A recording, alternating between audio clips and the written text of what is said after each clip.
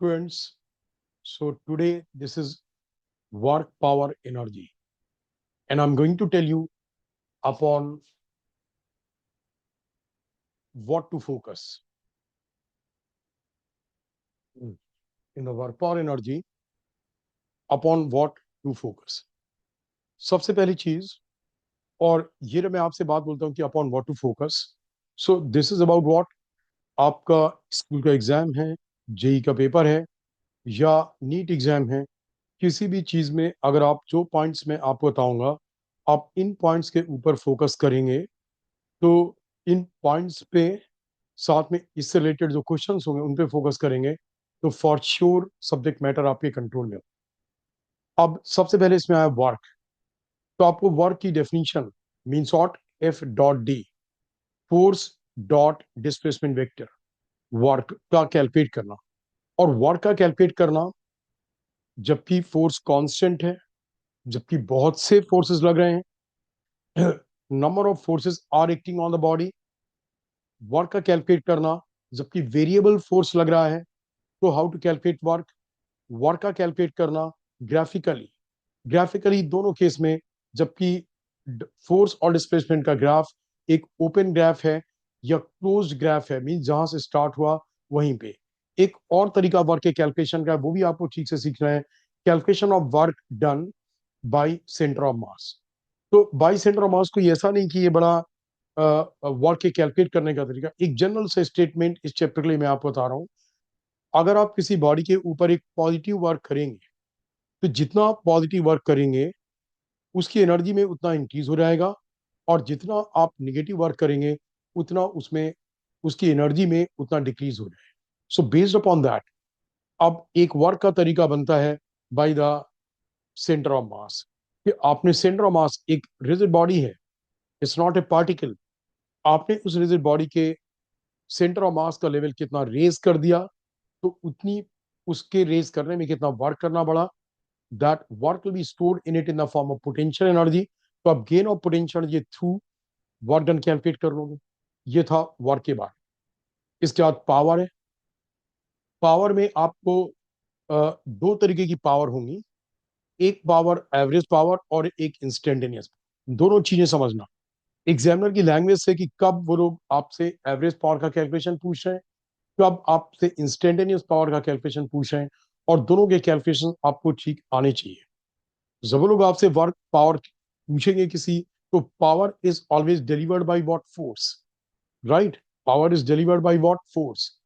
तो आपको जैसे वर्क की डेफिनेशन आती थी, ऐसे ही आपको पावर की डेफिनेशन की work done in unit time is called what. Power. तो एवरेज पावर और इंस्टेंटेनियस पावर, दोनों टाइप के क्वेश्चंस और उनकी उनके जो फॉर्मूले हैं, यू शुड नो. एनर्जी में there are various kind of energies, but इस टॉपिक में हम लोग मेनली मैकेनिकल एनर्जी की बात करते हैं. तो आपको काइनेटिक एनर्जी की डेफिनेशन, पोटेंशियल की डेफिनेशन, दोनों का फॉर्मूला. और खासतौर से जब पोटेंशियल के फॉर्मूले की बात आती है, तो पोटेंशियल का एक फॉर्मूला नहीं है. तो वो कॉन्सेप्ट समझना कि पोटेंशियल का रिलीफ फॉर्मूला इन वर्ड्स क्या बनेगा. पोटेंशियल एनर्जी का फॉर्मूला इन वर्ड्स क्या बनेगा. आप कौन सा ऐसा सेंटेंस है या इक्वेशन है जिसके थ्रू आप किसी भी केस में ग्रेविटेशनल पोटेंशियल एनर्जी हो, स्प्रिंग की पोटेंशियल एनर्जी हो, इलेक्ट्रोस्टैटिक पोटेंशियल एनर्जी हो, मैग्नेटोस्टैटिक पोटेंशियल एनर्जी हो, आप सारी टाइप की पोटेंशियल एनर्जीज कैलकुलेट कर सकते हैं. फिर इसके बाद next is the next is what. Work energy theorem. जब आपको वर्क पावर एनर्जी तीनों के फॉर्मूले, डेफिनेशन और इक्वेशंस आते हैं, तो इसके बाद work energy theorem is very important. चाहिए ना. वर्क एनर्जी थ्योरम में किस फोर्स के वर्क डन की बात की गई है. वर्क डन एक सिंगल पार्टिकल के ऊपर है, या एक पूरे सिस्टम के ऊपर फोर्स की बात की गई, जिस फोर्स की, वो फोर्स एक बॉडी के ऊपर लग रहा है या सिस्टम के ऊपर लग रहा है. मैं आपको इन पॉइंट्स पे फोकस इसलिए करा रहा हूं कि बच्चे थ्योरम तो याद कर लेते हैं, बट जब उसके एप्लीकेशन की बारी आती है बॉडी के ऊपर या एक सिस्टम के ऊपर, तो उनसे मिस्टेक होती है. तो अब जब आप रीड करना, तो आप इस चीज को बहुत ठीक से रीड करना कि they are talking about work done by which forces. They talking about a single body, और they talking about the system. Right. तो work energy theorem is very important in it. फिर इसके बाद आपका है law of conservation of mechanical energy. मैं कितने बच्चों से बात करता हूँ, उनकी स्कूल में पढ़ा दिया गया है, मे बी किसी और भी जगह से उन्होंने पढ़ा कहीं से। इसके बाद भी जब मैं उनसे पूछता हूँ तो वो लोग वर्क ये law of conservation of mechanical energy को इतने सिंपल फॉर्मेट में बताते हैं कि उससे आपका अगर वो है, if it is like that, आप उसे अप्लाई नहीं कर पाओगे। इसमें ध्यान से समझना, जो law of conservation of mechanical energy है वो क्या है। अगर किसी सिस्टम या बॉडी के ऊपर एक्सटर्नल फोर्स नहीं लग रहा है, right, external force is not acting and internal force is a conservative force, then only the mechanical energy, that is the sum of the potential plus kinetic energy, will remain conserved, right। और कुछ एक cases में, numerical cases में, आपको इसके examples के साथ applications भी समझने होंगे।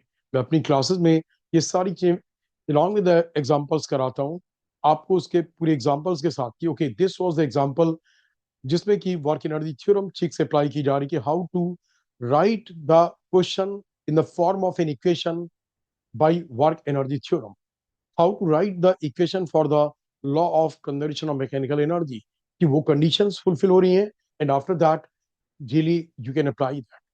इसके बाद फिर लास्ट है कंजर्वेटिव और नॉन कंजर्वेटिव फोर्सेस की प्रॉपर्टीज का समझना, और कंजर्वेटिव फोर्सेस की प्रॉपर्टीज के समझने के बाद में कि कंजर्वेटिव फोर्स का वर्क डन आप कैसे कैलकुलेट करते हो और नॉन कंजर्वेटिव फोर्स का वर्क डन कैलकुलेट कैसे करते हो। तो मैंने आपसे जिन पॉइंट्स पे फोकस कराया, आप उनमें से एक एक पॉइंट को सबसे पहले कि बिल्कुल पहले बिल्कुल फंडामेंटल फॉर्म में, फिर उनके थोड़े से बेसिक लेवल के क्वेश्चंस के फॉर्म में आप सबसे पहले इतना काम करोगे एंड यू फाइंड कि आप स्कूल एग्जाम्स के लिए बहुत अच्छे हो गए हो। उसके बाद आप थोड़े से और ऊपर के लेवल के क्वेश्चंस, जिसके थ्रू आप पूरे कि आप जेई और नीट का क्वेश्चन भी कर सकते हो। फिर आप बिल्कुल जो one of the most complex kind of problems हैं, जो कि आपको जेई एडवांस के लिए कुड बी सुटेबल, उनके लिए। बट पॉइंट्स बार बार आपके यही आएंगे। एक और पॉइंट है जो कि इंपॉर्टेंट, अगर पोटेंशियल एनर्जी, देखो पोटेंशियल एनर्जी हमेशा सिस्टम में किसके पास होती है। मैंने बोला पोटेंशियल एनर्जी आप डिटेल में पढ़ना कि क्या फॉर्मूला बनेगा। पोटेंशियल एनर्जी हमेशा एक सिस्टम की होती है। जैसे आप लोग बोलते हो ना, एम मास के ब्लॉक का एच हाइट ऊपर ग्राउंड से potential energy M G H. तो बच्चे वो केवल M G H M mass की पोटेंशियल एनर्जी नहीं है, वो ब्लॉक प्लस अर्थ सिस्टम की potential energy, block plus earth system की पोटेंशियल एनर्जी।